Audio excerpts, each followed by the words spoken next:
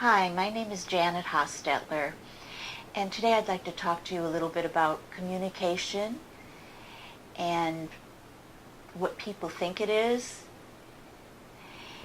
Many couples will come and they say we don't communicate, and that could mean anything from we're not talking to, oh, we talk. But there's so many ways people cannot communicate.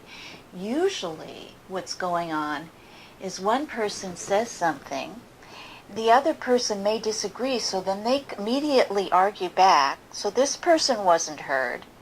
So then they say this again, and this person wasn't heard, so they argue back, and no one person is actually heard, so that you have this going on.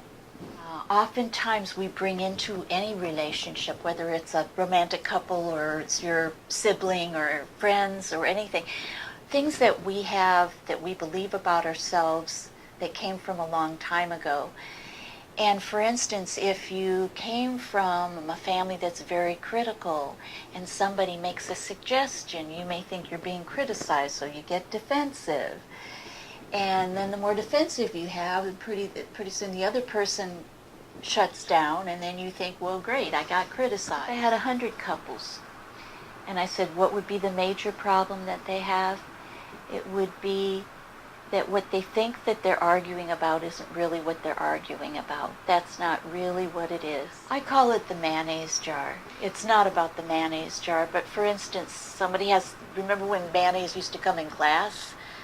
And they put it in, and they shoved it in, and it wasn't put in well, and the other person opens the door, it falls out, the glass breaks, and there's mayonnaise all over the floor, and they have a big fight.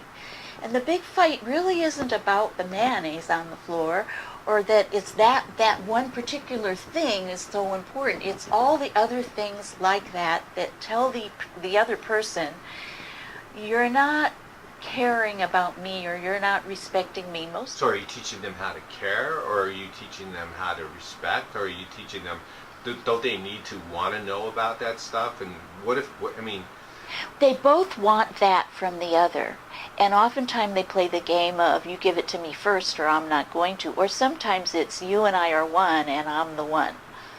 And when they realize that they have actually picked that person to trigger those things so that they can be healed, they'll find out that what one person needs the most to heal, the one that needs to give them that needs to do it most to grow, and vice versa. Usually people say they think the other person has the problem, and if they would change, they'd be happy.